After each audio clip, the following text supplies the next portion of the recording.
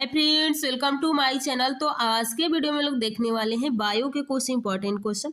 इसके पहले की क्लासेस नहीं देखे हैं तो प्लेलिस्ट में जाइए, जरूर देखिएगा। तो चलिए, आज का पहला क्वेश्चन है, डायनेमो एक युक्त है जो परावर्तित करता है। तो रासायनिक ऊर्जा को विद्युत ऊर्जा में, विद्युत ऊर्जा को यांत्रिक ऊर्जा में, यांत्रिक ऊर्जा को विद्युत ऊर्जा में। तो डायनेमो यांत्रिक ऊर्जा को विद्युत ऊर्जा में परिवर्तित करता है। तो ऑप्शन सी सही हो जाता है। डी क्या कहा है? विद्युत ऊर्जा को रासायनिक ऊर्जा में। तो यहाँ पे ऑप्शन सी सही हो जाएगा। अगला क्वेश्चन देखिए, डायनेमो का कार्य है मैकेनिकल ऊर्जा को इलेक्ट्रिकल ऊर्जा में परिवर्तित करना, इलेक्ट्रिकल ऊर्जा को मैकेनिकल ऊर्जा में परिवर्तित करना। उच्च विभव उत्पन्न करने वाला यंत्र है या निम्न विभव उत्पन्न करने वाला यंत्र है? तो यहाँ पे सही हो जाएगा ऑप्शन ए। अगला क्वेश्चन देखिए, यहाँ पे देखिए, डायनामो यानी विद्युत ऊर्जा को गतिज ऊर्जा में बदलता है, यांत्रिक ऊर्जा को विद्युत ऊर्जा में बदलता है। तो ऑप्शन सी सही हो जाएगा। अगला क्वेश्चन देखिए, डायनेमो जिस बिजली उत्पादन हेतु कथित रूप से प्रयोग में लाते हैं वह वास्तव में है तो आयंस के दूत के रूप में कार्य करता है, इलेक्ट्रिक चार्ज को कार्य करता है, ऊर्जा का परावर्तक होता है। तो ऑप्शन सी सही हो जाता है। अगला देखिए, डायनेमो का कार्य है, तो डायनेमो यांत्रिक ऊर्जा को विद्युत ऊर्जा में बदल देता है। अगला क्वेश्चन देखिए, निम्नलिखित में से कौन सा अर्धचालक है? तो प्लास्टिक, एल्यूमिनियम, लकड़ी, जर्मेनियम। तो जर्मेनियम ही आप लोग का उपधातु यानी अर्धचालक है।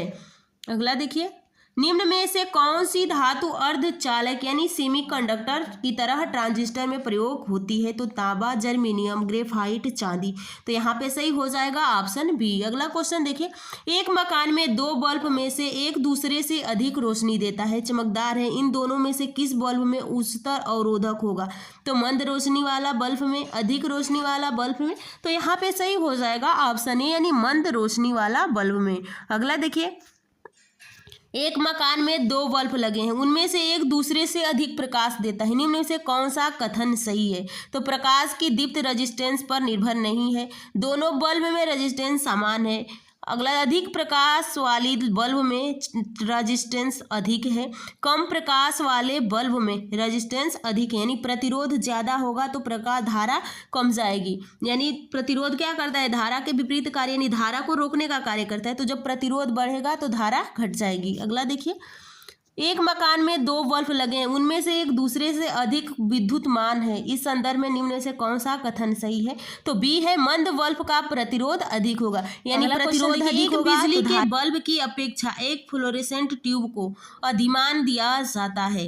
तो यहाँ पे इसमें प्रकाश प्रसारित विकिरण करने हेतु अधिक बाह्य सतह होती है, वोल्टेज के उतार चढ़ाव का प्रभाव इस पर नहीं पड़ता है, ट्यूब में इलेक्ट्रिकल ऊर्जा लगभग पूर्ण रूप से प्रकाश में परावर्तित हो जाती है, उपयुक्त में से कोई नहीं। तो यहाँ पे सही हो जाएगा उपयुक्त में से कोई नहीं। अगला देखिए, कम वोल्टेज पर कार्य करने पर विद्युत मोटर प्रायः जल जाते हैं क्योंकि वे अधिक विद्युत धारा खींचते हैं जो वोल्टेज के प्रतिलोमानुपाती होता है। वे अधिक विद्युत धारा खींचते हैं जो वोल्टेज के वर्गमूल के प्रतिलोमानुपाती होता है। ये V2 के समानुपाती ऊष्मा खींचते हैं, या कम वोल्टेज विद्युतीय विसर्जन प्रारंभ कर देता है। तो ऑप्शन ए सही हो जाता है। अगला क्वेश्चन देखिए, तीन पिन बिजली के प्लग से सबसे लंबी पिन को जोड़ना चाहिए, आधार सिरे से, सजीव सिरे से, उदासीन सिरे से, किसी भी सिरे से नहीं। तो सही हो जाता है ऑप्शन ए आधार सिरों से। अगला देखिए, जब टीवी का स्विच ऑन किया जाता है तो श्रव्य और दृश्य दोनों के साथ शुरू होती है। श्रव्य तुरंत सुनाई देता है लेकिन दृश्य बाद में दिखाई देता है क्योंकि दृश्य का कुछ अभ्यास समय चाहिए। अगला, दृश्य तुरंत प्रारंभ हो जाता है लेकिन श्रव्य बाद में सुनाई देता है क्योंकि ध्वनि प्रकाश की अपेक्षा कम वेग से चलती है। यह टीवी के ब्रांड पर निर्भर करता है। तो ये ऑप्शन ए सही हो जाएगा, श्रव्य और दृश्य दोनों एक साथ शुरू होता है, यानी टीवी में जैसे ही आप स्विच ऑन करेंगे तो श्रव्य और दृश्य दोनों एक साथ ही दिखाई देगा और सुनाई देगा। अगला देखिए, प्रत्यावर्ती धारा यानी एसी को दृष्टि धारा यानी डायरेक्ट करंट यानी डीसी में परिवर्तित करने वाली युक्ति को कहते हैं। तो यहाँ पे हो जाता है आप लोग का रेक्टिफायर, यानी सही ऑप्शन हो जाएगा रेक्टिफायर। एसी को डीसी में कौन बदलता है? रेक्टिफायर। अगला देखिए, प्रत्यावर्ती विद्युत धारा को दृष्ट विद्युत धारा में परिवर्तित किया जाता है, तो यानी रेक्टिफायर से। अगला देखिए, यानी एसी से डीसी में जब बदला जाएगा तो रेक्टिफायर हो जाएगा।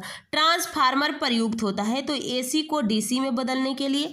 अगला देखिए, एसी वोल्टेज को उपचयन और अपचयन करने के लिए। अगला देखिए, ट्रांसफार्मर का उपयोग निम्नलिखित में से किस उद्देश्य से होता है? तो प्रत्यावर्ती धारा के दृष्टि धारा में बदलने के लिए, दृष्टि धारा को प्रतिवर्ती धारा में बदलने के लिए, प्रत्यावर्ती धारा विभव को उच्च अथवा उपचयी करने के लिए, और दृष्टि धारा विभव को उच्चयी करने के लिए। तो ऑप्शन सी सही हो जाता है। अगला क्वेश्चन देखिए, विद्युत उपकरणों में अर्थ का उपयोग होता है खर्च को कम करने के लिए, क्योंकि उपकरण 3 फेज में काम करते हैं, सुरक्षा के लिए, फ्यूज के रूप में। तो ऑप्शन सी सही हो जाता है।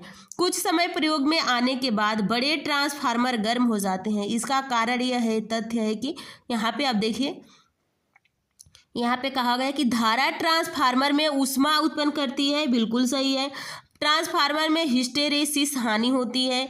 शीतलन के लिए प्रयुक्त द्रव गर्म हो जाता है। तो नीचे दिए गए कूट का प्रयोग कर सही उत्तर को चुनिए। तो यहाँ पे आप लोग का ऑप्शन डी यानी पहला, दूसरा, तीसरा तीनों सही है। यानी धारा ट्रांसफर में ऊष्मा उत्पन्न करती है, ट्रांसफार्मर में हिस्टेरेसिस हानि होती है, शीतलन के लिए प्रयुक्त द्रव गर्म हो जाता है। तो यहाँ पे तीनों आपका सही है। अगला क्वेश्चन देखिए, 9 आविष्कृत उच्च ताप अति चालक है। तो मिश्र धातुएं, शुद्ध दुर्लभ मृदा धातुएं, सिरेमिक ऑक्साइड और कार्बनिक बहुलक। तो सही हो जाता है सिरेमिक ऑक्साइड का। अगला देखिए, अति चालक का लक्षण है उच्च पारगम्यता, निम्न पारगम्यता, शून्य पारगम्यता, अनंत पारगम्य। तो ऑप्शन सी सही हो जाता है शून्य पारगम्यता। अगला देखिए, अति चालक किस तापमान पर अत्यधिक आर्थिक महत्व को हो सकती है जिससे लाखों रुपए की बचत होती है? तो सामान्य तापमान पर। अगला देखिए, यहाँ पे कहा गया है कि कथन ए में त्वरित चालक इमारतों को नष्ट होने से बचाती है, ये आवेश को पृथ्वी तक भेज देती है। तो यहाँ पे आप लोग का देखिए, यहाँ पे ऑप्शन ए सही हो जाता है। ए और आर दोनों सही है और व्याख्या भी सही करता है। अगला क्वेश्चन देखिए, त्वरित चालकों को बनाने में लोहे की छड़ों की अपेक्षा तांबे की छड़ों की वरीयता दी जाती है।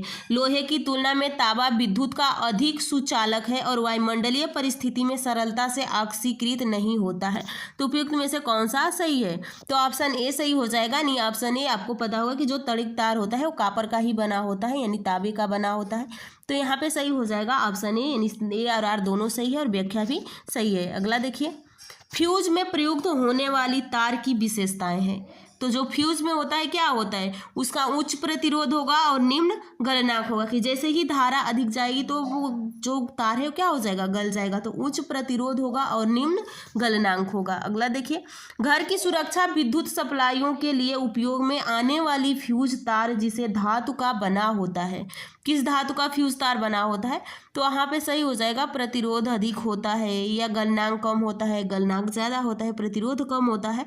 तो ए और सी, यानी गलनांक कम होगा और प्रतिरोध ज़्यादा होगा। अगला देखिए, फ्यूज का सिद्धांत है। तो फ्यूज किस पे कार्य करता है? तो फ्यूज ऊष्मीय प्रभाव पर कार्य करता है। जैसे ही ऊष्मा ज़्यादा होगी तो क्या होगा, गल जाता है। अगला देखिए, निम्न में कौन विद्युत खपत को बढ़ते क्रम में प्रदर्शित कर रहा है? तो सबसे ज़्यादा पंखा लेगा, फिर यानी सबसे कम पंखा, फिर बढ़ते क्रम में लगाना है तो पंखा, टेलीविज़न, विद्युत प्रेस, इलेक्ट्रिक केटली। तो यहाँ पे पूछा गया कि बढ़ते क्रम में प्रदर्शित, तो ऑप्शन सी सही हो जाता है। अगला क्वेश्चन देखिए, निम्नलिखित द्रव में कौन सा ऊष्मा का बहुत अच्छा चालक है? तो ऊष्मा का चालक पूछा है कि कौन है? तो यहाँ पे ऊष्मा का चालक सबसे अच्छा पारा होता है। अगला क्वेश्चन देखिए, किसी अर्धचालक का प्रतिरोध गर्म होने पर क्या होता है? तो घटता है। तो आज की वीडियो यहीं पे समाप्त करते हैं। नेक्स्ट